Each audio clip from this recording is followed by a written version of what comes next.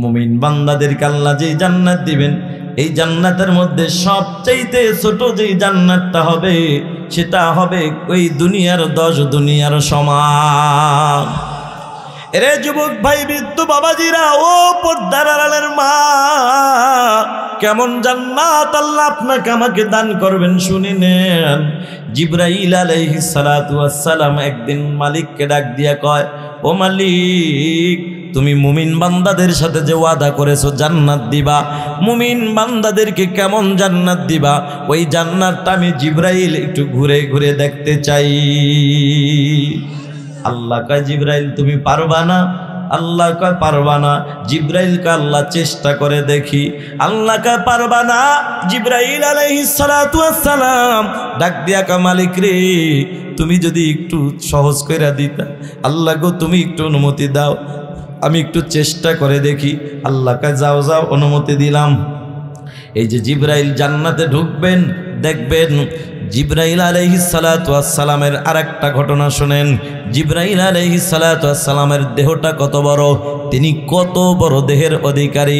আল্লাহর হাবিব সাল্লাল্লাহু আলাইহি ওয়াসাল্লাম, দো জাহানের বাদশা সরকারে দো আলম নবী মুহাম্মদুর রাসূলুল্লাহ সাল্লাল্লাহু আলাইহি ওয়াসাল্লাম একদিন ডাক দিয়া কয়, জিবরাইল, ও ভাই জিবরাইল, তুমি তো আমাকে বিভিন্ন রূপ ধরে আমার সামনে আসছো। ভাই জিবরাইল, আমি একটু তোমাকে তোমার আসল রূপ, আসল আকৃতিতে একটু দেখতে চাই। আল্লাহু আকবার।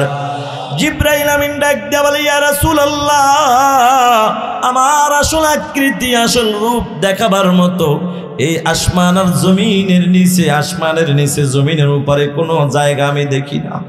সুবহানাল্লাহ। আল্লাহর নবী এবার কয়, জিবরাইল রে, আমার একটু দেখবার মন চায়। জিবরাইল আলাইহিস সালাম কয়, আপনি তো এমন একজন নবী যে আপনি তো এমন একজন দামি নবী, আপনাকে সৃষ্টি না করলে আসমান জমিন গ্রহ নক্ষত্র সৌরজগৎ নবমণ্ডল ভূমণ্ডল আদম হাওয়া গন্ধম জান্নাত জাহান্নাম আল্লাহ কিছুই বানাইতেন না। এমনকি আমি জিবরাইলকে আল্লাহ বানাইতেন না। আপনি যেহেতু একটা আশা করছেন, দেখি আপনার আশাটা কতটুকু পূরণ করতে পারি। ওগো নবীজি, আপনি একটু আকাশের দিকে একবার একটু তাকান। নবী আমার আকাশের দিকে তাকায়। জিবরাইল আলাইহিস সালাতু ওয়াস সালাম এবার ডাক দিয়া কয়, নবী গো, আপনি কি কিছু দেখতে পেয়েছেন? আল্লাহর নবী ডাক দিয়া কয়, না না জিবরাইল, আমি তো আপনাকে দেখি নাই, তবে একটা জিনিস দেখতে পেরেছি। আমি একটা জিনিস দেখতে পেয়েছি, সেই জিনিসটা হলো পুরা আকাশটা একটা সামিয়ানার মতো হয়ে গেছে। জিবরাইল আলাইহিস সালাম ডাক দিয়ে কয়, ও নবী আমার, আপনি যে পুরা আকাশটা একটা সামিয়ানার মতো দেখেছেন, এটা কোনো সামিয়ানা নয়, এটা হলো আমার আল্লাহ। আমি জিবরাইলকে 600 পাখা দান করেছেন, 600 ডানা আমার আল্লাহ দান করেছেন। আমি একটা ডানা মাত্র আমি আকাশের দিকে মিলে দিয়েছি, পুরা একটা ডানাই পুরা আকাশটা সামিয়ানা হয়ে গেছে। ওগো নবী আমার, এটা তো মাত্র একটা ডানা বিছায়া দিলাম, কিন্তু তারপরে তো 599টা ডানা বাকি আছে। বলেন গো নবী, এটা কোন জমিনের মধ্যে রাখবো, কোথায় রাখবো, রাখার জায়গা নাই। ও বন্ধুরা আমার, এই জিবরাইল আলাইহিস সালাতু ওয়াস সালামকে আল্লাহ 600 পাখা দান করেছেন। এই 600 পাখা দিয়া উড়াল দিয়ে দিয়ে জান্নাতে যেতেন, আসতেন, আল্লাহর নবীর কাছে আসা যাওয়া করতেন। এই জিবরাইল আলাইহিস সালাতু ওয়াস সালাম কত দ্রুত গতিতে চলতেন। আপনার আমার জাতির পিতা ইব্রাহিম আলাইহিস সালাতু ওয়াস সালাম, যেদিন পয়গম্বর ইব্রাহিম আলাইহিস সালাতু ওয়াস সালাম তার পুত্র ইসমাইল আলাইহিস সালাতু ওয়াস সালামকে যখন কুরবানি দেওয়ার জন্য মিনার ময়দানে যখন শোয়া দিলেন, আল্লাহর পয়গম্বর যখন ইসমাইল আলাইহিস সালাতু ওয়াস সালামকে কুরবানি দেওয়ার জন্য, জবাই করার জন্য ছুরিটা যখন লাগাইলেন, ঠিক এমন সময় যখন পোজ দিবেন, এই আল্লাহ তাআলা ডাক দেখা, জিবরাইল কোথায় আছো? আমার খলিলুল্লাহ ইব্রাহিম তো পরীক্ষায় পাশ করেছে, আর পরীক্ষা আর তার দেওয়া লাগবে না, তাড়াতাড়ি যাও, বাপ হইয়া পুত্রকে জবাই করে দিবি। জান্নাত থেকে একটা দুম্বাই না ইসমাইলের নিচে শোয়া দিয়ে, চুরির নিচে শোয়াইয়া ইসমাইলকে টান দিয়া সরাইয়া দাও। আল্লাহ বলতে দেরি, জিব্রাইল আমিন দিতে দেরি করে নাই। সুবহানাল্লাহ। এত দ্রুত গতিতে চলাফেরা করতে পারেন এই জিব্রাইল আলাইহিস সালাতু ওয়াস সালাম। আল্লাহকে ডাক দিয়ে কয়, আল্লাহ আমি তোমার জান্নাত একটু ঘুরে দেখতে চাই, মুমিন বান্দাদেরকে যে জান্নাত দিবা। আল্লাহ কয়, যাও জিব্রাইল, যাও যাও, আমি আল্লাহ অনুমতি দিয়া দিলাম। বন্ধুরা আমার, মালিকের অর্ডার নিয়া 1000 আর 2000 নয়, 70,000 বছর পর্যন্ত জিব্রাইল আমিন 600 পাখা এভাবে লারা দিয়া উড়াল দিয়ে দিয়ে 600 পানা পাখা দিয়া এভাবে উড়ে উড়ে পুরা জান্নাতটা ঘোরার চেষ্টা করছেন, কিন্তু পারে নাই। 70,000 বছর পরে কয়, আল্লাহ এই 70,000 বছর চেষ্টা কইরা মাত্র জান্নাতের 2টা পিলার খুঁজে পেয়েছি। নারে তাকবীর। আল্লাহ তাআলা এত বড় বিশাল জান্নাত কিন্তু তোমাকে আমাকে এই চামড়া দেখে দিবে না, পোশাক দেখে দেবে না, চেহারা সৌন্দর্য দেখে দিবে না। আল্লাহ কি দিয়া দিবে জানো? আল্লাহ দিবে প্রতিটা মুমিনের, প্রতিটা মানুষের ভিতরে একটা গোস্তের টুকরা আছে। এই গোস্তের টুকরাটা যার ভালো হয়ে যাবে, পুরা মানুষটাই ভালো মানুষে পরিণত হয়ে যাবে। এই গোস্তের দামি গোস্তের টুকরাটা, এই টুকরাটার নাম কি? আল্লাহর নবী বলে, আলা ওয়াহিয়াল কলব। এই গোস্তের টুকরাটার নাম হলো কলব। কলব যার ভালো, সব ভালো। আল্লাহ তাআলা কিয়ামতের ময়দানে তোমার কলব দেখে দেখে বিচার করবেন, জান্নাত দিবেন। সুবহানাল্লাহ। কিয়ামতের ময়দানে বহু গরিব আল্লাহর দরবারে হাজির হয়ে যাবে। আমলনামা দেখে আল্লাহকে ডাক দিয়ে বলবে, মালিক এই তো আমলনামা, কার আমলনামা তুমি আমারে দিয়া দি। আল্লাহ গো, এই আমলনামার মধ্যে তো জান্নাত দেখা, ওই আমলনামার মধ্যে তো হজের সব দেখা যায়। আমি তো গরিব ছিলাম, আমি তো মক্কা মদিনা যাই না। ও মালিক, এই আমলনামার মধ্যে যাকাতের সব দেখা যায়। আল্লাহ আমি গরিব, আমি তো যাকাত দিতে পারি না, আমি তো সোনার মক্কা মদিনায় যাইতে পারি না। আয় আল্লাহ, এখানে তো কত সব দেখা যায়, হজের সব, যাকাতের সব, কত সব দেখা যায়। আল্লাহ ডাক দিয়া বলবে, এরে গরিব, আমি আল্লাহ তোরে গরিব বানাইছে বিদায় তুই মক্কা মদিনায় যাইতে পারস নাই। কিন্তু মাঝে মাঝে গভীর রাত সবাই যখন ঘুমায়া যাইতো, তুই আমি মালিকের কুদরতি কদমের মধ্যে সিজদায় পড়ে যাতি, আর চোখের পানি ফালায়া পালায়া তুই বিনা বিনা কান্তি, আর বলতি, মালিক তুমি আমারে গরিব বানাইছো, আমি সোনার মক্কা মদিনায় যাইতে পারি নাই। তুমি যদি আমার 1 লক্ষ টাকা দিতা, আল্লাহ অন্তত বড় হজে না যাইতে পারলো উমরা যায় কইরা আসতাম, তোমার হাবিবের রওজা মুবারকের দ্বারা একটু সালাম দিয়ে আসতাম। এরে এ বান্দারে, তোরে গরিব বানানোর কারণে তুই যাইতে পারস নাই, কিন্তু তুই যে আফসোস করেছিস, আমি আল্লাহ তোর ওই কলবের দিকে তাকাইয়া আমি আল্লাহ কবুলাতি হজের সব তোর আমল নামায় আমি আল্লাহ দান করে দিলাম। তবে বান্দা শোন শোন, তোর পাশে বড় লোক টাকাওয়ালা বারবার মক্কা মদিনায় গেছে, কিন্তু দেখ দেখ তার আমলনামায় হজের কোনো সওয়াব নাই।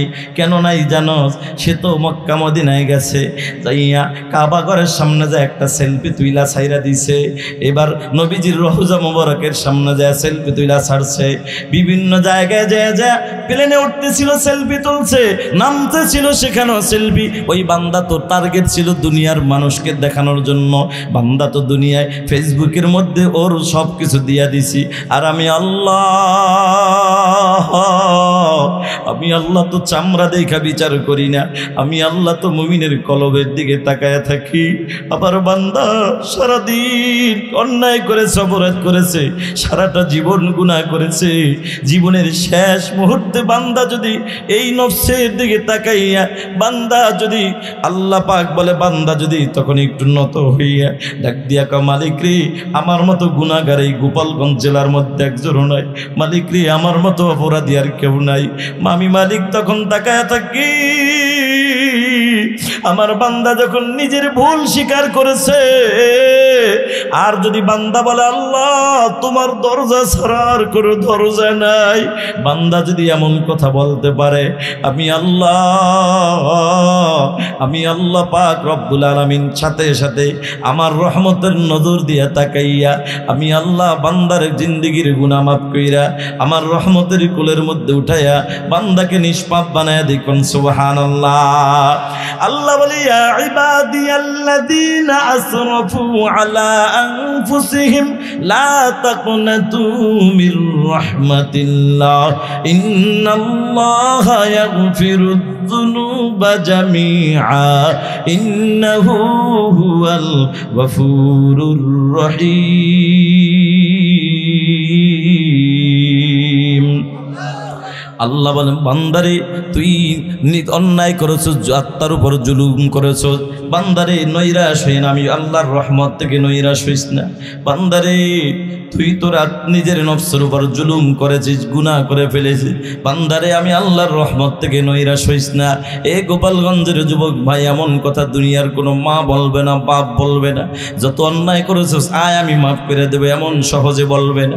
আমার আল্লাহর কাছে মাফ পাওয়া যতটা সহজ, কসম আল্লাহ পৃথিবীর কোনো মানুষের কাছে মাফ পাওয়া এতটা সহজ না। কথা বলেন ঠিক কিনা? ও মুসলমান, কথায় কথা চলে আসলো। আমরা যারা দুনিয়ার পাগল, আখিরাতকে ভুলিয়া, একটা কথা মনে রাখবেন, দুনিয়া কামাই করা কঠিন, আখিরাত কামাই করা বড় সহজ। কথা বলেন ঠিক কিনা? আখিরাত কামাই করা বড় সহজ। বান্দা যখন মুমিন বান্দা নিয়ত করে আমি এখন ফজরের নামাজটা আজকে আমি যেভাবেই হোক জামাতের সাথে আদায় করব, মুমিন বান্দা ইশারের নামাজটা পড়ে যদি ঘুমায়, ফজরের নামাজটা যখন যায় নামাজে দাঁড়ায় যায়, আল্লাহ পাক সারাটা রাত নফল ইবাদতের সওয়াব আপনার আমলনামায় দান করে দিবেন। সুবহানাল্লাহ। এরে মুমিন, নেক আমল করার নিয়ত করেছো, আল্লাহ বান্দা তোমার আমলনামায় নেক দেওয়া শুরু করছে। গুনাহ করার নিয়ত করছে, আল্লাহ কাও ফেরেশতারা আমার বান্দা গুনাহ কাজে হাত দেওয়ার আগ পর্যন্ত খবরদার গুনাহ লিখবি না। সুবহানাল্লাহ। ভাইরা আমার, আলোচনা অনেক দিকে চলে যাচ্ছে, এবার আসেন মূল আলোচনায় চলে আসে। সেটা হলো আজ গোটা পৃথিবীর মানুষ এক অশান্তির ব্রাজেলে আবদ্ধ। শান্তি কোথাও নাই, তবে শান্তি আমাদের একটা জায়গা আছে, ঢুকলেই শান্তি, সেই জায়গাটার নাম হলো মসজিদ। ঠিক কিনা? কিন্তু দুঃখজনক হলো সত্য, বর্তমানে বাংলাদেশের অনেক মসজিদে ঢুকেও শান্তি পাওয়া যায় না। কথা কোন ঠিক কিনা? কেন? শান্তির জায়গা অশান্তির কারণ কি? যতগুলা কারণ আছে এর মধ্যে এক নম্বর কারণ হলো সুদখোর, ঘুষখোর, বেনামাজির দল। কথা বলেন ঠিক কিনা? আল্লাহর কসম, যতদিন পর্যন্ত মসজিদ মাদ্রাসার কমিটি সুদখোর, ঘুষখোর দূর না হবে, ততদিন পর্যন্ত ওই মসজিদ মাদ্রাসার শান্তি আসবে না। কথা বলেন ঠিক কিনা? তবে এই সুদখোর, ঘুষখোর এটা তো গোপালগঞ্জ জেলার মধ্যে নাই, সুদের কারবার তো এদিকে নাই। আরে ভাই থাকতে পারে, এটা বড় একটা জেলা, কিন্তু টঙ্গী কোটালীপাড়া থানায় তো নাই। কি কয়, এদিকেও আছে? আরে বাবা, আল্লাহ সবাইকে সহি বুঝ দান করেন, আমিন। ভাইয়ার আমার, আজ আমি এমন একটি দামি আয়াতে কারিমা আপনাদের মাঝে তেলাওয়াত করেছি। আমার ডানে বামে উলামা ইকরাম আছেন, তারা জানেন কত দামি আয়াত, কত বরকতি আয়াত। মুফাসসিরিন ইকরাম বলেন গোটা 30 পারা আলোচনা আল্লাহ তাআলা আয়াতের মধ্যে ঢুকায় দিয়েছেন। সুবহানাল্লাহ। এই আয়াতের মধ্যে আল্লাহ তাআলা 3টা আদেশ করেছেন এবং 3টা নিষেধ করেছেন। বাবাজি, আদেশ কয়টা, নিষেধ কয়টা? মোট আমল 6টা। 3 আদেশ 3 নিষেধ 6 আমল নিয়ে আলোচনা করার সুযোগ হবে না। তবে 3 আদেশের প্রথম একটা আদেশ নিয়ে যদি আলোচনা করি, ইনশাআল্লাহ আশা করা যায় আমরা বক্তা শ্রোতা সবাই শান্তির ঠিকানা নিয়েই বাড়ি যেতে পারবো ইনশাআল্লাহ। ভাইরা আমার, 3 আদেশের প্রথম যে আদেশটা আল্লাহ তাআলা করলেন, আল্লাহ বলেন ইন্নাল্লাহা ইয়া'মুরু বিল আদলি ওয়াল ইহসান। আল্লাহ বলেন তোমরা ইনসাফওয়ালা হয়ে যাও। ইনসাফ মানে হলো যার যাই পাওনা, যার যেই হক অধিকার বুঝায়া দেওয়ার নাম হইল ইনসাফ। সুবহানাল্লাহ। আজ গোটা পৃথিবীর মানুষের কাছে, গোটা পৃথিবীর মানুষ যত অশান্তির মধ্যে আছে, অশান্তি কিনা। আপন ভাই ভাইয়ের হক বুঝায় দেয় না, মা বাবা সন্তানের হক বুঝায় দেয় না, সন্তান মা বাবার হক বুঝায় দেয় না। এই জন্য ইনসাফ নামক এমন একটা মেডিসিন আজকে আমি আপনাদেরকে নিয়ে হাজির হইলাম। ও বন্ধু, ইনসাফ নামক মেডিসিন যদি আপনার এলাকার কোনো চেয়ারম্যানের অন্তরে ঢুকে যায়, কসম আল্লাহর, চেয়ারম্যান দ্বারা জনগণ কষ্ট পাবে না, মেম্বারের অন্তরে ঢুকলে কষ্ট পাবে না, স্বামীর অন্তরে ঢুকলে বিবি কষ্ট পাবে না, বিবির অন্তরে ঢুকলে স্বামী কষ্ট পাবে না, সন্তানের অন্তরে ঢুকলে মা বাবা কষ্ট পাবে না, ঠিক কিনা? এবার আসেন বাবাজি, ইনসাফ কাকে বলে? ইনসাফ শব্দের অর্থ কি? ইনসাফ মানে হলো যার যেই পাওনা, যার যেই হক অধিকার বুঝায় দেওয়ার নাম ইনসাফ। এবার আসেন, আমার কাছে কে কি পায় জানলে দিব, না জানলে আমি দিব কিভাবে? গোটা পৃথিবীর যত মানুষ আছে, এই মানুষের কাছে যত পাওনাদার আছে, সব পাওনাদারের মধ্যে সবচাইতে প্রথম পাওনাদার যিনি, তিনি কে? আরো জোরে বলেন, তিনি কে? ওই মালিক আল্লাহ বান্দার কাছে পায়, বান্দাও আল্লাহর কাছে পায়, নবী উম্মতের কাছে পায়, উম্মত নবীর কাছে পায়, মা বাবা সন্তানের কাছে পায়, সন্তান মা বাবার কাছে পায়।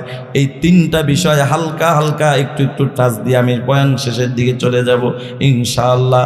বন্ধুরে, এবার আসেন, আল্লাহ বান্দার কাছে কি পায়? এক নম্বর হলো আল্লাহ বান্দার কাছে দুইটা জিনিস পায়। এক নম্বর পাওনা হলো বান্দা আমি আল্লাহর গোলামি কর। দুই নম্বর পাওনা বান্দা আমি আল্লাহর সাথে কাউকে শরীক করবি না। এক নম্বর পাওনা হলো বান্দা আমি আল্লাহর গোলামি কর, আমি আল্লাহর গোলামি কর, কারণ আমি আল্লাহ তোরে দুনিয়ায় পাঠাইলাম আমার গোলামি করার জন্য। আল্লাহ বলেন, ওয়ামা খালাকুতুল জিন্না ওয়াল ইনসা ইল্লা লিয়াবুদুন। আল্লাহ বলেন, আমি আল্লাহ জিন এবং ইনসান সৃষ্টি করেছি একমাত্র আমি আল্লাহর গোলামি করার জন্য। রে বান্দা, আমি আল্লাহর গোলামি করবি তো ভেজাল মুক্ত, আমি আল্লাহর সাথে কাউকে শরীক করতে পারবি না। কারণ আল্লাহ বলেন, ইন্নাশ শিরকা লাযুলমুন আযীম, নিশ্চয়ই শিরক গুনাহ হলো মারাত্মক গুনাহ, যেটা মারাত্মক গুনাহ সেটা করা যাবে না। এ যুবক ভাই, বৃদ্ধ বাবাজিরা, আল্লাহর পাওনা দুইটা বুঝায় দাও। আল্লাহ ডাক দিয়া করে, গোলাম আমার পাওনা দুইটা দুনিয়ায় বুঝায় দাও। বান্দারে, তোর একটা পাওনা আমার কাছে আছে, টেনশন নাই, টেনশন নাই, আমার পাওনা দুনিয়ায় বুঝায় দাও, আমি আল্লাহ সময় মতো তোর পাওনা জান্নাত তোকে বুঝায় দিব। এরপরে আসেন বাবা, খুব সংক্ষিপ্ত আলোচনা। নবী উম্মতের কাছে পায়, উম্মত নবীর কাছে পায়। নবী উম্মতের কাছে কি পায়? ক্বালা রাসূলুল্লাহি সাল্লাল্লাহু আলাইহি ওয়াসাল্লাম, কুল্লু উম্মতি ইয়াদখুলুনাল জান্নাহ। আমার নবী বলেন, সমস্ত উম্মত জান্নাতি। জোরে কোন সুবহানাল্লাহ। ইল্লা মান আবা, কিন্তু তারা না। সাহাবায়ে কেরাম প্রশ্ন করলো, পয়গম্বর, কে জান্নাতি আর কে জান্নাতি না? আমার নবী ডাক দিয়া বলো, ও সাহাবায়ে কেরাম, যারা আমি নবীকে মানবে তারা জান্নাতি, যারা মানবে না জান্নাতি না। ও নবী আমার, কে আপনাকে মানে আর কে মানে না? মায়ার নবী ডাক দিয়া বলো, ও সাহাবায়ে কেরাম, যারা আমি নবীর সুন্নাত মানে, আমি নবীর আদর্শ মানে, তারাই আমি নবীকে মানে গো। আর আমি নবীকে যারা মানে তারাই জান্নাতের মেহমান। হামসিরাতে মুস্তফা দর তমামি হলেও কোন ইকতেবায়ে সুন্নতে খৈরুল বশর গীর লাজম তাবয়াবি আইবজার। এই কলিজার টুকরা যুবক ভাইরা, নবীকে মানা মানি হলো নবীর সুন্নাত আমল করা, নবীর আদর্শ মানা মানে নবীকে মানা। এরে যুবক ভাই, নবীর আদর্শ মানবে কারা? নবীর প্রতি ভালোবাসা অন্তরে রাখবে রাখবে যারা, কথা বলো ঠিক কিনা? আমার নবীর ভালোবাসা যদি অন্তরে থাকে, নবীর আদর্শ মানা, নবীর সুন্নাত মানা তোমার জন্য সহজ হয়ে যাবে। কারণ নবীজি এক হাদিসের মধ্যে বলেন, লা ইউমিনু আহাদুকুম হাত্তা আকুনা হাব্বা ইলাইহি মিন ওয়ালিদিহি ওয়া ওয়ালাদিহি ওয়ান নাসি আজমাইন। নবী বলেন, ততক্ষণ পর্যন্ত খাঁটি মুমিন হইতে পারবা না যতক্ষণ পর্যন্ত তোমার বিবি, তোমার বাচ্চা, তোমার ধন সম্পদ, এক কথায় তোমার জীবনের চাইতে আমি নবীকে বেশি ভালো না বাসবা। আল্লাহর নবীকে জীবনের চাইতে বেশি ভালোবাসা দরকার আছে না নাই? ও মুসলমান নবীর উম্মত, তুমি আমিও নবীকে ভালোবাসি। তুমি আমি ভালোবাসি কেমন? তোমার আমার ভালোবাসাটা কেমন? বিবি ডাক দিয়া কাও, স্বামী আমার দাড়িটা কাইটা ফালাও, ক্লিন শেভ করো, তোমারে বড় ভালো দেখা যাবে। নবী আমার মায়ার নবী মদিনায় শুয়ে কাঁদে, আর ডাক দিয়া কাও, উম্মতরে তুই দাড়িটা কামাস না, আমি নবীর কলিজায় বড় আঘাত লাগে। এখন ইমানদার, তোমার উপর ইমানি কঠিন পরীক্ষা চলে আসছে। তুমি কি তোমার বিবির ভালোবাসবা বেশি না নবীকে ভালোবাসবা বেশি? যদি নবীর ভালোবাসা অন্তরে বেশি থাকে, বলবা তোর মতো 10টা বিবি ছাড়তে রাজি, মাগার আমার নবীর কলিজায় আঘাত দিতে আমি রাজি নাই। ঠিক কিনা? এরে যুবক ভাই, ও বৃদ্ধ বাবাজিরা, ও পর্দার আড়ালের মা, সাহাবায়ে কিরাম নবীর হাদিস শুনছে, তারা জীবনের চাইতো কেমন ভালোবাসছে দেখো। এরে যুবক, তোমার আমার ভালোবাসা আর সাহাবায়ে কিরামদের ভালোবাসার দেখো কতটা ব্যবধান। আল্লাহর নবীর প্রিয় একজন সাহাবী হযরত হানজালা রাদিয়াল্লাহু তাআলা আনহু, যুবক মানুষ বিবাহ করছে, বাসর ঘরে যখন দেওয়া হয়, সকালবেলা ফরজ গোসল করার জন্য পানির দিকে রওনা হয়। এমন সময় কে যেন ডেকে বলে, এ মদিনার লোকেরা, কে কোথায় আছো?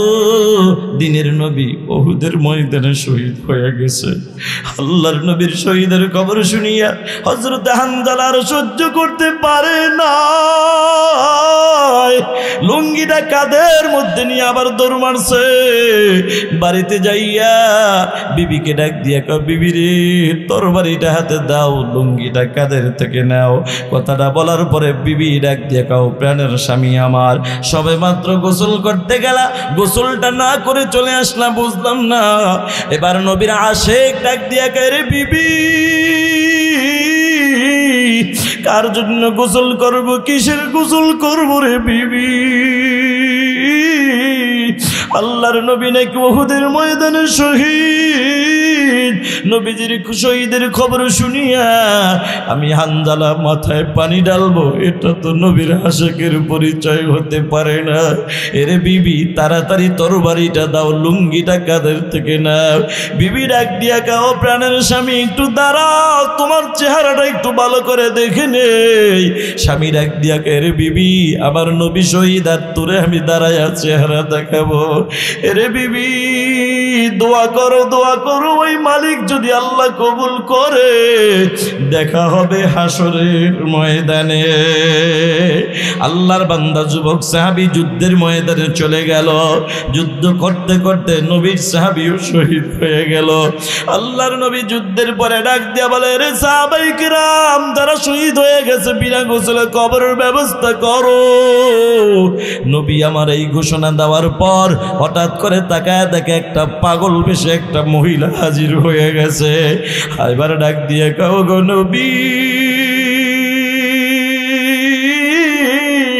সকলের লাশ বিনা গোসলে কবর দিল আপনার সাহাবী, হানজালার লাশটা বিনা গোসলে কবর দিবেন না। আল্লাহর নবী ডাক দিয়া কাও, মহিলা, কোথায় তোমার বাড়ি, কি তোমার পরিচয় বলো। এবার মহিলা ডাক দিয়া কয়, নবী, আমার পরিচয় হলো আপনার প্রিয় সাহাবী হযরত হানজালার একমাত্র বিবি। কেন আসছো, কি খবর বলো। ডাক দিয়ে কয় ওগো নবী আপনার সাহাবী যখন আপনার সাহাবীর সাথে আমার বিবাহ হয়, আপনার সাহাবীর সাথে আমার বিবাহ হয়, সকালবেলা ফরজ গোসল করার জন্য পানির দিকে যখন রওনা হয়, এমন সময় কে যেন ডেকে বলছে আপনি নবী নাকি শহীদ হয়ে গেছেন।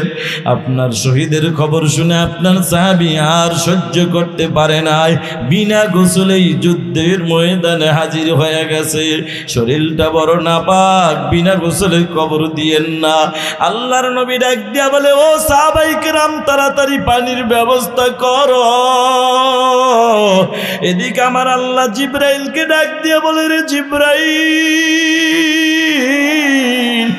যাও যাও যাও যাও তাড়াতাড়ি যাইয়া সুসংবাদ দাও, আমার বন্ধুকে জানাইয়া দাও, আমার বন্ধুকে জানাইয়া দাও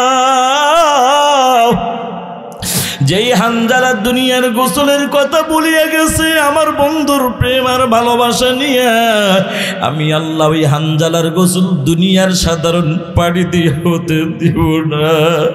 আমি আল্লাহ আমার বান্দাকে মোহাব্বত করিয়া আমি আল্লাহ ওই জান্নাতের পানি দিয়া জান্নাতি ফেরেশতা দিয়া করা দিব। নারে তাকবীর। এরে মুসলমান নবীর উম্মত, নবীকে কেন তুমি ভালোবাসবা না? আমার নবীকে তুমি কেন ভালোবাসবা না? নবী ডাক দিয়া কয় উম্মত রে আমার সুন্নাতের আমল দিয়ে আমার পাওনা দুনিয়াতে বুঝাইয়া দাও, আমিও তোমার পাওনা এমন একটা দিন বুঝাইয়া দিব রে উম্মত, যেদিন তোমাকে কেউ পরিচয় দিবে না।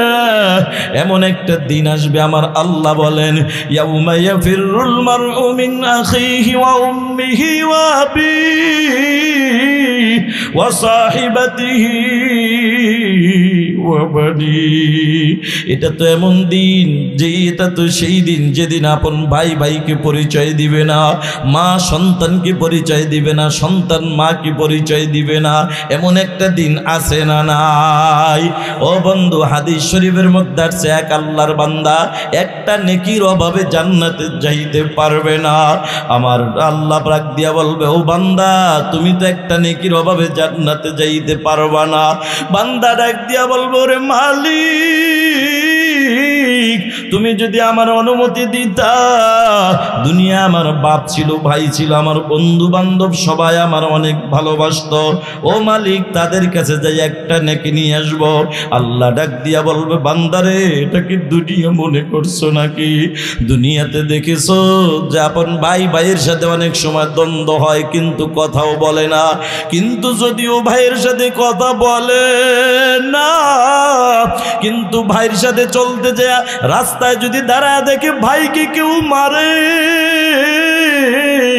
তখন আপন রক্তের ভাই দাঁড়ায় থাকতে পারে না, তখন দ্বন্দ্ব ধইরা কোনো ভাই দাঁড়ায় থাকে না। তখন ভাই চিন্তা করে আমাদের দ্বন্দ্ব হলো বাড়িতে, রাস্তায় তো কোনো দ্বন্দ্ব নাই, আগে ভাইয়ের শত্রুকে দমন করি পরে দেখবো, কথা বলো ঠিক কি না?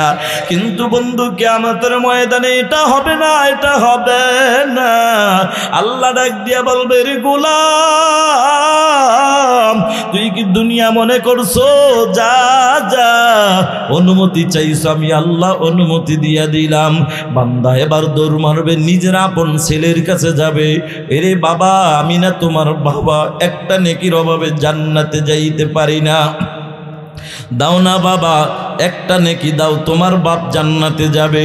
ছেলে তখন ডাক দিয়া বলবে হ্যাঁ হ্যাঁ দুনিয়াতে আমার একটা বাপ ছিল, বাবার মাধ্যমে আমি দুনিয়াতে এসেছি, তবে এটা সত্য কোনো সন্দেহ নাই, তবে তুমি কে তোমাকে চিনি না। আপন সন্তান বলবে বাপকে বলবে তুমি কে তোমাকে চিনি না। তখন বাপ অস্থির হয়ে যাবে, হায় রে আপন সন্তানের জন্য এত কষ্ট করলাম, সন্তান আজকে আমাকে চিনে না। সন্তান তখন চিন্তা করবে হায় রে দুনিয়ার সন্তান দেখেছি ভুলে যায়, কিন্তু বাপ তো ভুলে যায় না, মা ভুলে যায় না।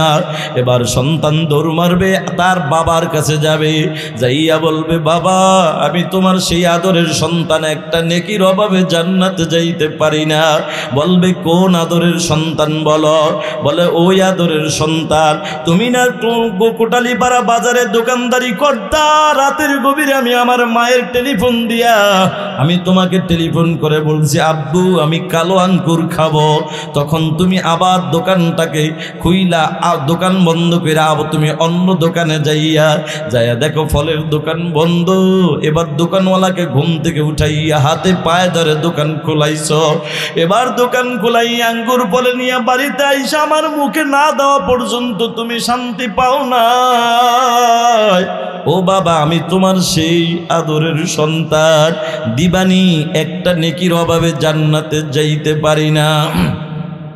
তখন আপন বাপ বলবে তুমি কি কিসের নেকি আর কিসের সন্তান দাবি করো? দুনিয়াতে আমি বিবাহ করি না। এটা আপন বাপ বলবে কথা। সন্তান চিন্তা করো বাইরে দুনিয়ায় দেখেছি আমার বাপ অনেক সময় রাগ কইরা ঘর থেকে বের করে দিছে, কিন্তু আমার মা সকালেও খায় নাই, দুপুরেও খায় না, রাতেও খায় না। আমার মায়া পইরা ওই মার কাছে যায় দেখি মা তো মনে হয় আমাকে ফিরাইয়া দিবে না। সন্তান একটা দৌড় মাইরা ওই জনম দুঃখিনী মার কাছে হাজির। মার কাছে যাইয়া বলবে মাগো আমি তোমার সেই আদরের সন্তান। কোন সন্তান? কয় মাগো তুমি না ডান পাশে ঘুম পাড়াইয়াছিলা, আমি প্রস্রাব পায়খানা করে ভিজায়া দিয়েছি, তুমি বাম পাশে আমাকে শুকনা জায়গায় ঘুমাম পাড়াইছো, তুমি নিজে বাম পাশে ভিজায় ঘুমাইছো। একটু পরে আবার বাম পাশেও প্রস্রাব করে দিলাম। ও মা তুমি রাগ কইরা একটা থাপ্পড় দাও নাই, তুমি আমাকে খাটের থেকে ফালাইয়া দাও না, বরঞ্চ তুমি আমাকে শুকনা খাতা দিয়া পেঁচাইয়া তুমি আমার দুই গালে চুমু খাইয়া তোমার বুকের উপরে উঠাইয়া সারাটা রাত তুমি কাটাইয়া দিছ, তবু তুমি আমাকে কষ্ট দাও নাই। মাগো আমি তোমার সেই সন্তান, একটা নেকির অভাবে জান্নাতে যাইতে পারি না, দিবানি একটা নেকি। মা বলবে কিসের সন্তান দাবি করো, কিসের নেকি দাবি করো? আরে দুনিয়ায় তো আমার বিবাহই হয় না। এ যুবক ভাই কি মনে করতেছো? আজকে যেই মায়ার নবীর কলিজায় বড় আঘাত দাও, আমার নবী কিন্তু হাসরের ময়দানে তোমাকে আমাকে ভুলবে না। বন্ধু নবী কোন দিন ভুলবে না আর কোন মা ভুলে যাবে? হাসরের ময়দানে কোন নবী ভুলবে না আর কোন মা ভুলে যাবে? এটা বোঝাবার জন্য ছোট্ট একটা ঘটনা মাথায় চলে আসলো, বলবো কি বলবো না? কষ্ট হচ্ছে নাকি আপনাদের? ও বন্ধু সময় আছে নাকি? হ্যাঁ সারা রাত কে কে হাত নামান, হাত নামান। মাশাআল্লাহ। এই যারা সারা রাত শুনবেন হাত জাগাইছেন, কিন্তু যিনি ওয়াজ করবেন তিনি যে হাত জাগান এটা খেয়াল করছেন? আমি কিন্তু হাত জাগাই না। যাক, তারপরে এই যে হাত জাগাইছেন, আল্লাহ সারা রাত ওয়াজ না হইলেও ওয়াজ শোনার সওয়াব আপনার আমলনামা দিয়ে দেবে। এখন যারা হাত জাগায় না এরা আফসোস করতেছে। ও ভাই, মালিক তো এমন একজন মালিক, আপনার আমার মালিক। এই যে আফসোস করতেছেন না, এই আফসোসের বিনিময়ে আল্লাহ আপনাকেও সওয়াব দিয়ে দিচ্ছে। কিছু যুবক আছে আবার হুজুর সারা রাত ওয়াজ কি হুজুর ওয়াজ চালান, কোনো টেনশন নাই, গতকালকেও সকাল 10টার আগে উঠি না, আগামীকালকে ওঠার নিয়ে নাই। কিছু আছে না নাই? রেমিয়া মুসলমানের সন্তান নামাজ পড়বে তো দূরের কথা, নামাজ যে কয় রাকাত তাও জানে না। আছে না নাই? অভাব নাই। আগে কিন্তু মুরব্বীরা জানেন, আগে কিন্তু নোয়াখালীর হুজুর আর চাঁদপুরের হুজুররা ইমামতি করতো না দেশে। এই নোয়াখালীর হুজুররা দেখছেন না মুরব্বীরা, এই আগের হুজুররা এলেম কম ছিল কিন্তু ঠিকই, মাগার আমল কিন্তু বেশি ছিল। তারা ঘরে ঢুইকা যে কোনো বাড়িতে দাওয়াত খাইতে গেলে আগে জিজ্ঞেস, এই মিয়া তুমি কি নামাজি না বেনামাজি, এই কথাটা কিন্তু জিজ্ঞেস করতো। আর আম করে হন দাওয়াত দিলে আমরা জিজ্ঞাই মুরগি কি দেশি না বিদেশি। আগের হুজুররা জিজ্ঞাই তো নামাজি না বেনামাজি, আমরা কই মুরগি দেশি না বিদেশি। ব্যবধান এখানে, ঠিক কি না? ও ভাই, এবার এক যুবক হুজুরে দাওয়াত দিয়েছে, নোয়াখালীর হুজুরে দাওয়াত দেওয়ার পরে এবার হুজুরে বাড়িতে যাওয়ার পরে খাবো, পরে আগে জানতে চাই তুমি কি নামাজি না বেনামাজি। যুবক চিন্তা করে, যদি কই বেনামাজি হুজুর খাবে না, দরকার নাই, জীবনে কত মিথ্যা কথা কইলাম, আজকে না হয় একটা মিথ্যা কথা কয়ে দেই ইমাম সাহেবের খাওয়ান যায় কিনা। ইমাম সাহেবের খাওয়ানোর সওয়াব আর আমার মিথ্যা কথার গুনাহ প্রয়োজনে কাইটা সমান সমান থাকবো, তবুও খাওয়ামো হুজুরে। এই আজকে আপনাদের এই এলাকায় মোটামুটি হুজুরকে খুব ভালো খাওয়ায়, ঠিক কিনা? আজকে যার বাড়িতে খাইলাম মাশাল্লাহ আলহামদুলিল্লাহ, এ বছরের সেরা খাওয়ান বলতে হবে। আমাকে বলতেছে মুরব্বীর নাম কি? হাবিবুর রহমান হাবিব, হাবিবুর রহমান হাবিব, আমার বাবাজি এত মহব্বত করছেন, ভালোবাসছেন আলেমদেরকে। আরে আমার কাউজের ভাত কম নেন, আমি মাছের আইটেম করছি অনেকগুলো, সবগুলো খাইতে হবে। বসায় বসে একটার পর একটা খাওয়াই স্যার। আমি চেষ্টা করছি মুরব্বীর চেহারার দিকে তাকায়া যতটুকু সম্ভব, কিন্তু তার আবেগ দেখে আমার মন থেকে দোয়া এসেছে, আল্লাহ এই যে আলেমদেরকে মহব্বত করেছে, এই একটা আমলের উসিলা আল্লাহ তুমি জান্নাতের উচ্চ মাকাম তুমি তাকে দান করে দিও। আল্লাহ উলামায়ে কিরামদের সাথে আল্লাহ তুমি হাসর নাসর নসিব করে দিও, আমিন। ভাইয়ার আমার, যে কথা বলতেছিলাম, এবার হুজুরের ভিতরে যায় জিগায়, এই তুমি কি নামাজি না বেনামাজি? বেচারায় ভয় কয়, হুজুর আমি তো নামাজ পড়ি। বাড়ি কই হুজুরের? নোয়াখালী। হুজুর কয় নামাজ পড়ে, তাহলে কৌদি ফজরের নামাজ কয় রাকাত ধরা খাইছেনি? হেতু তো হ্যাং হয়ে রয়েছে, কথা কয় না। কেউ মিয়া কথা কও না কা। এবার শয়তান কয়, দোস্ত তোরে জীবনে অনেক ধোঁকা দিয়েছি, তুই আমার আল্লাহর গোলামি বাদ দিয়ে আমার গোলামি করছিস, আজকে তোর একটা উপকার করি, শোন। তুই নামাজ না পড়লে কি হবো? তোর ঘরের বউটা তো নামাজ পড়ে, 5 ওয়াক্ত নামাজ না উদা তাহাজ্জুদ পড়ে, তুই ঘরে যায় বউরে জিগেলেই তো পাওয়া যায়, এত টেনশন করস না। এবার কয় শয়তান, এবার কয় দোস্ত তুই তো ঠিকই বুদ্ধি দিছস। এবার নোয়াখালীর হুজুর একটা বুঝ দিছে, কয় হুজুর টেনশন করেন না, আপনি বসেন, আমি খানা আনার ফাঁকে ফাঁকে কইতেছি ফজরের নামাজ কয় রাকাত। হ্যাঁ ভিতরে যায়া ভাত আনতে যায়, বউরে কয় বিবিরে কদি ফজরের নামাজ জানি কয় রাকাত? বউ কয় বিয়ে হইলো 15 বছর, একদিনও জিগাইল না, আজকে কি লেগে জিগাইতেছে গো? কয় নোয়াখালীর হুজুর কইছে ফজরের নামাজ কয় রাকাত, যদি বলতে পারি খাবে, না হয় খাবে না। কয় বিশাল ব্যাপার, সাংঘাতিক ব্যাপার, ভেতর বাড়ি তো নোয়াখালী। আরে স্বামী তোমারে ভালোবাসি, শিখাই দিলাম ফজরের নামাজ 4 রাকাত, কিন্তু আমার তো ভয় লাগে। কয় কি ভয়? হেতের বাড়ি যে নোয়াখালী, হেতে যে আবার জোহরের কথা জিজ্ঞেস না, এটার কোনো গ্যারান্টি আছে? তার চাইতে তোমারে ফজর জোহর আসর মাগরিব এসব 5 ওয়াক্ত শিখাই দেই, যেটা কাজে লাগে লাগাই দিবা। কয় ঠিক আছে। এই যারা 5 ওয়াক্ত নামাজ না পড়ে, হঠাৎ করে মুখস্থ করে বলতে পারবো কোনটা? আমগো দেশে কিছু বুড়া বুড়া পণ্ডিত আছে, এরা কি করে জানেননি? চার দোকানে বসে আজানও চলতে আছে, হ্যাঁ নামাজের খবর নাই। চার দোকানে বসে পারুর উপর পাও দিয়া ডান হাতের চিপা দিয়ে এমন জোরে টান দেয়, ডান হাতের মধ্যে একটা কি ধরায়, ওটারে কি কয়? মোমবাতি না কি জানি কয়? আচ্ছা বিড়ি, যাই হোক ঠিক আছে, ডাইরেক্ট বললাম। এই বিড়ির এমন টান দেয় মনে হয় পালসার হুন্ডা দিয়া ধোয়া বাইরে, আর বাম হাত দিয়া চা খায়, আছে না নাই? আর পারুর উপরে পাও দিয়া কয় হুজুর কয় কবরে গেলে 3টা প্রশ্ন করবে, এটা কোনো ব্যাপার? কবে মুখস্থ করে তুইছি? ওরে বুড়া পণ্ডিত, এই মুখস্থ বয়ান তোমার 4 দোকানের পর্দার ভিতর পর্যন্তই সীমাবদ্ধ, এটা আজরাইল আসার আগ পর্যন্ত শেষ, এরকম কবর পর্যন্ত যাবে না। কথা কোন ঠিক কিনা? নোয়াখালীর হুজুরের কাছেই ফেল। এবার বউ তো শিখাই দিয়েছে 5, 10, 15, 20 মুখস্থ করতে করতে আইতাছে। নোয়াখালীর হুজুর দেরি হয়েছে দেখা মারছে একটা দমক, কায় বেটা কস না কা? হ্যাঁ দমকের চোটে কি করছে? ফজর যায় জোহরের লাগে প্যাঁচ লাগা লাইছে। হুজুর মনে করছেন পারি না, তাহলে হুজুর ফজরের নামাজ তো 10 রাকাত।